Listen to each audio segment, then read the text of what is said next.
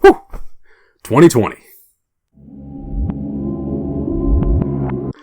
Yeah, 2020 has been one hell of a year, but thankfully video games are there to not just waste our time, but to be a sanctuary to get our minds of how horrible things are.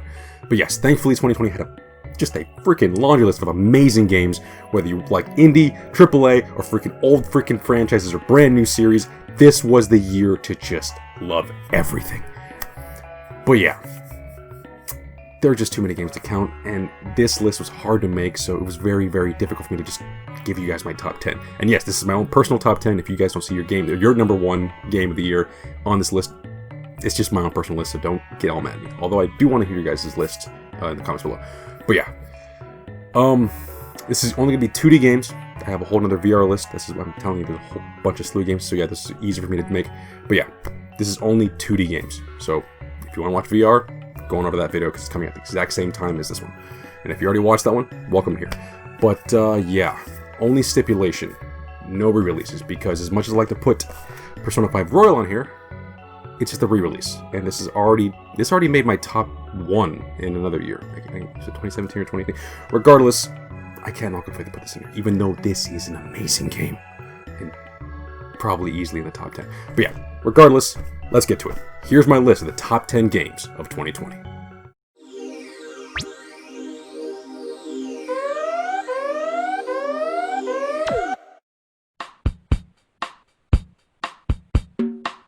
Now, this game is not my cup of tea, but I get it. I understand why people love this game, so I had to include it. From word of mouth, from friends, and the incredible reception online, this needs to be on here. I mean, for some of you, just reverse that 1 and 0 because essentially this is number 1 for a lot of people. So there you go. And it deserves a spot on this list, at the very least.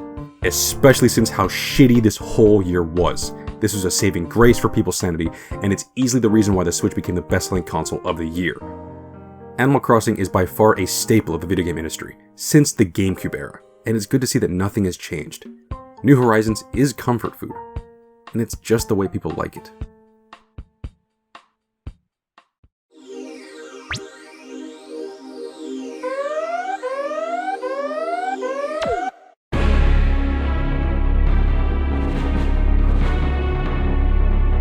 Now this one's gonna piss off a lot of people, but I'm still a Resident Evil fanboy at heart, and no matter what corners they cut in this updated remake of the original, I still love it.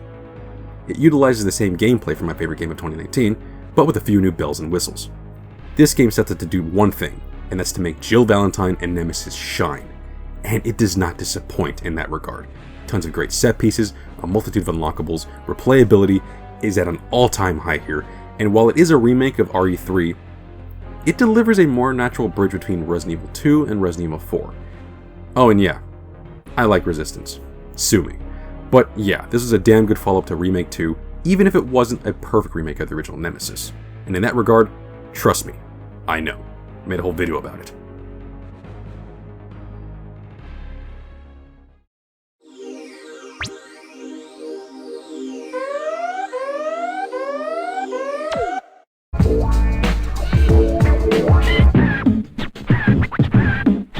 Speaking of remakes, this is how you make a perfect remake. So much so that it's perfect to a fault. After Tony Hawk 5, who am I kidding? After the last 5 Tony Hawk games, Activision decided, hey, let's finally listen to the fans and give them what they want. While a whole new game would have been cool, this is a great first step towards revitalizing the whole series.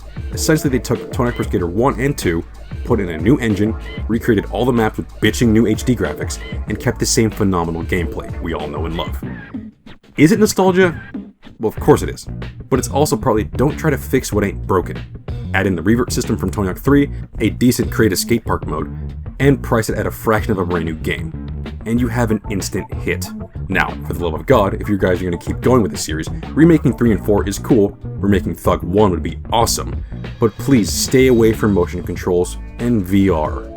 Jesus Christ, I can't even imagine how badly you guys can mess that up there.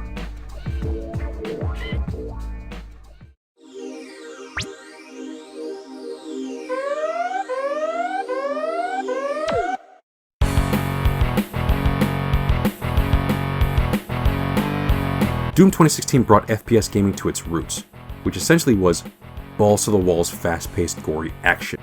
Well, Eternal has built upon that, and has made this into a quintessential Doom experience. Id Software has outdone themselves here, and it has delivered what people can only describe as pure Doom. Quick twitch gameplay, check. Some of the best gore ever in a game, check. A crazy-ass story that matters as much as the imps that you crush under your boot, check. Gratifyingly aggressive weapons, check. Hard as nails difficulty to keep any masochist at bay, check. Platforming, check. What? Oh right, along with a much more streamlined leveling system and a main hub world, a new one for Doom, platforming, has now become a huge part of Eternal. Whether it's to progress through its level or just find some of the coolest secrets by far in Doom history, the focus on platforming is definitely a weird one on paper. But in practice, it excels in making this game more intense than before by taking it to the air. Oh yeah, and let's not forget the soundtrack. It is freaking pure Doom. Doom came back in 2016, but in 2020, it's truly hell on earth.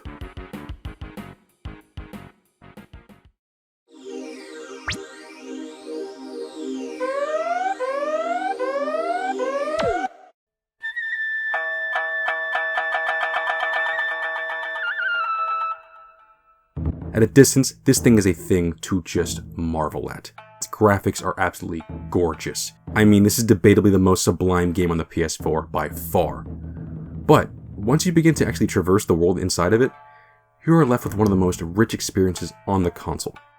Gameplay-wise, the sword fighting is now the new standard for samurai games, especially when playing on the hardest difficulty.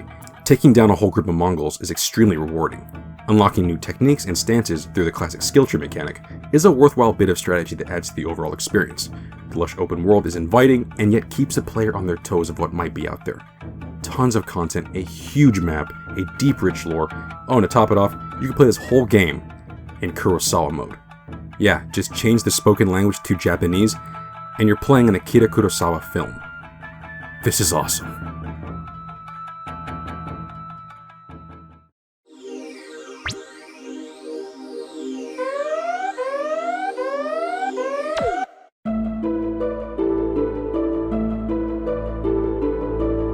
And now for something completely different.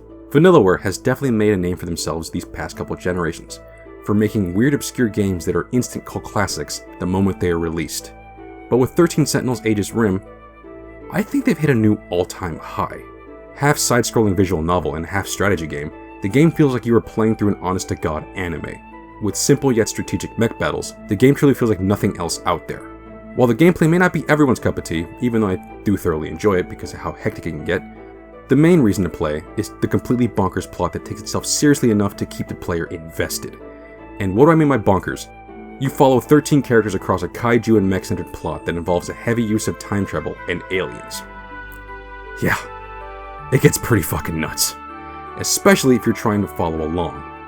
But don't worry, because instead of it coming off convoluted and messy, the game is laid out so that you have a choice in how to experience it.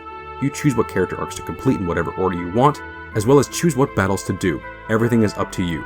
If you need a refresher of what's going on, there is a literal compendium allowing you to replay the story bit by bit, all in timeline order, or just read through the cliff notes of what just occurred and when. The options are truly incredible, and Vanillaware really did a good job of giving the player, just freedom of choice here. But yeah, all in all, with a plotline that doesn't shy away in paying homage to kaiju and 80s cinema, the absolute best part of this game is easily the art style. I mean, above all else, Vanillaware has made their magnum opus in this regard alone. If you're at all interested in anything I talked about, this is a game to check out, and I recommend to do it soon because it's giving me that vibes of no one's buying it and it's gonna go up in price very soon, even though it's one of the best games of 2020.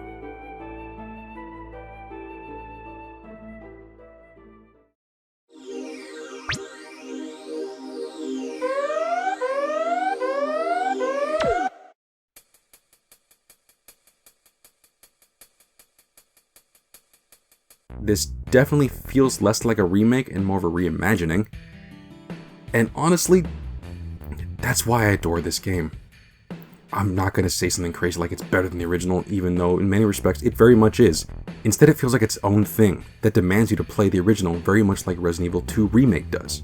Without spoiling anything, the game is literally just the Midgar arc from the original game. Now, while that may seem outrageous to some, Square did an incredible job of recreating some of the plotlines and fleshing out more of Midgar than before. The world is much bigger and each character really shines through their own personal arcs. Whereas Midgar was just Disc 1 of Final Fantasy VII, here it's its own story that opens up the door to the inevitable follow-up to the original Final Fantasy VII story, along with some uncertainty for the future.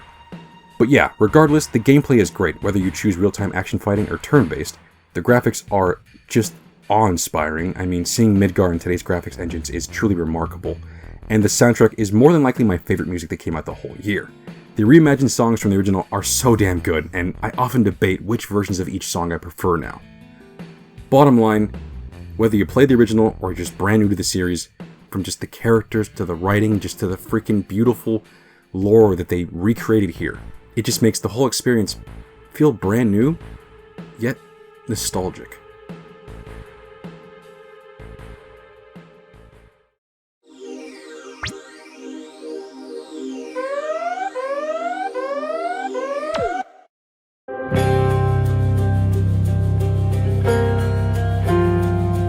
Roguelikes, they're all the same, just rinse repeat, right? Well, to make an extraordinary roguelike, you must give the player incentives to keep going. And boy, does Hades do just that. Easily the most addictive game of the year, the latest offering from Supergiant has garnered a huge following for its simple hack-and-slash gameplay, rich with a deep lore based in Greek mythology, and a leveling up system that makes every one of your past failures a substantial push forward to try again. A handful of distinct weapons, multiple alternate attacks with each one, constantly changing through randomized maps, and a list of unique and treacherous foes makes this a punishing gauntlet that is fun as hell. Oh, and just like Dark Souls, you are going to die. But every time I get sent all the way back down to the Netherworld, the incredible writing and voice acting makes it all worthwhile as you interact with a cast of lovable characters as they spend all of eternity in a foreseeable blissful torment. Oh, and let's not forget the art style. Finding a perfect mix between cartoony and macabre makes the whole experience an iconic one for sure. Each screen is a work of art. I mean, I would love to have a poster of any of these on my wall.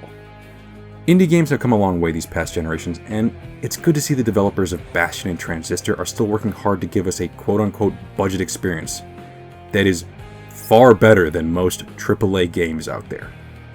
I mean, people cannot shut up about Hades at all, and that's for damn good reason.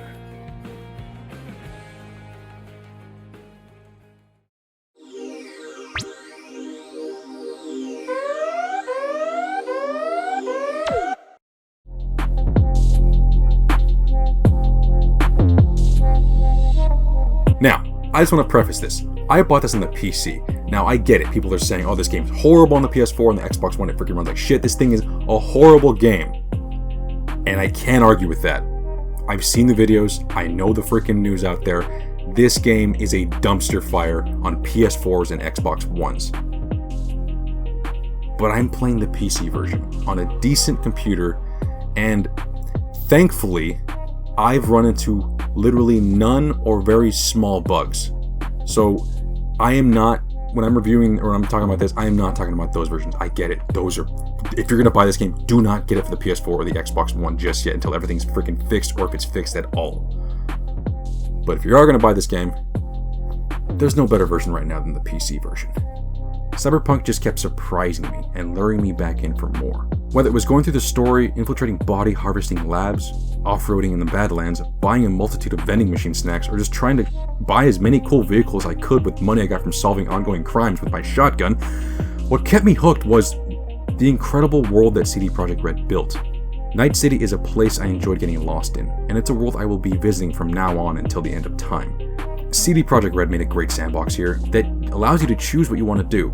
It does not hold your hand like other games and mark it all with checkpoints. Even though a lot of the checkpoints do that, you can just stumble upon things.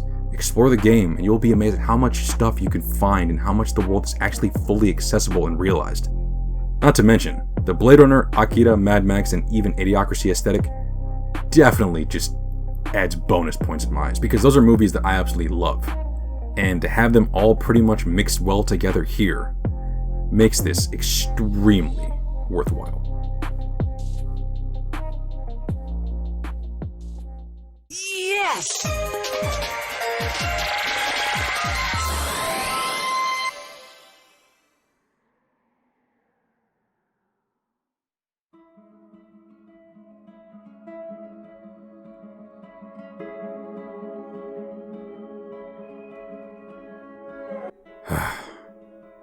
Few games test me like Last of Us 2 did. Fundamentally, this game is a story about revenge and redemption on the surface. But just underneath the surface, it's something much more than that. The story built me up, broke me down, tried to give me a hand to get me back up, and then ultimately smacked me across the face with harsh reality. And yet, I loved every second of it. It is ultimately a grueling experience designed to infuriate the player and exhaust them mentally by forcing them to think outside the box. It gives us elements that we've grown to love from the original Last of Us, and reveals to us the true nature of our own psyche, what we value, and ultimately how we perceive those around us. There is no good and evil in this world, just a bleakness that overcomes the player and makes us realize that morally gray is the natural color of civilization, zombie apocalypse or not, which, ironically, hits even harder in the year 2020 more than ever. Top that off with brutal gameplay that, is very reminiscent from the original game, but this time with a much more wider area to explore, far more intelligent AI that makes us feel like every kill matters, to the point where we honestly feel like that might have been a person we just executed, and a near photorealistic aesthetic that truly makes the world decrepit and worn out. As a whole, Last of Us 2 is a masterpiece, and it's truly one of the greatest games of this generation. Sure, the story is divisive to some, but no matter how many people keep saying they hate this game or that it's a waste of time, for some odd reason, they can't seem to shut up about it. For better or worse, it definitely got under people's skin. Seriously, there's no better game to give the Game of the Year of 2020 than to The Last of Us 2.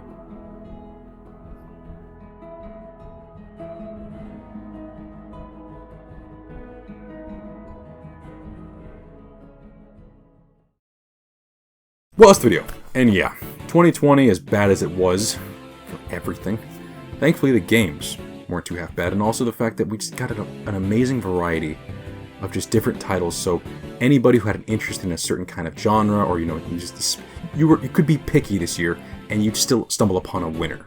It was great, and honestly, I just cannot wait to see what they make in the future, like just these series or just brand new games, because video games are just getting bigger and better, and especially with this year, it's become much more ingrained as people's hobbies.